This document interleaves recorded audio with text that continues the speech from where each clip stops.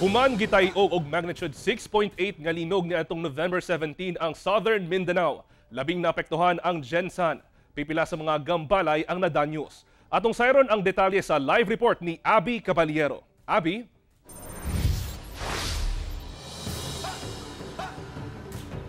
Yes, Kent, hangtod karon aduna paghihapon pipila ka mga establishmento dinhi sa General Santos City ang wala pa nag-abli. Samtang suspendido pa sab ang klase hangtod karong adlaw.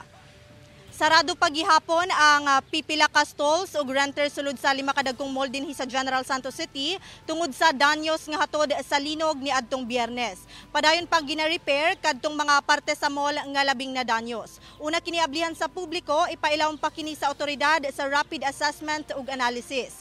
Hinuon nag-operate na balik ang ilang mga supermarket. Samtang hangtod karong adlaw suspendido pa sab ang klase sa private ug public schools dinhi ilawom sa Executive Order number 82. Sa tala sa City Disaster Risk Reduction and Management Office, 42 kabalay sa syudad ang partially damaged ug 6 ang totally damaged. Dunay 35 ka fishing boats ang partially damaged ug 6 sab ang totally damaged. Ang mga nadanyos nga bangka nagkantidad matud pa og kapin 500,000 pesos. Anaa sa 2,302 ka mga empleyado sa naglahing kumpanya sa syudad ang apektado sa nahitabong linog.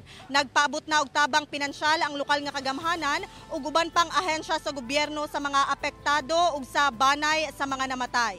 Kent, sa karon fully restored na ang electrical power dinhi sa syudad. Passable na ang kadalanan ug mga tulay gawas na lang sa Old Buayan Bridge. Samtang 3:28 AM kaganiha gitayo og nasab og magnitude 4.7 nga linog ang Glan Sarangani, asa intensity 4 ang nasinati dinhi sa Gensan. Sa ato mga kapuso diha kanunay tang mag-amping ug mag-alerto.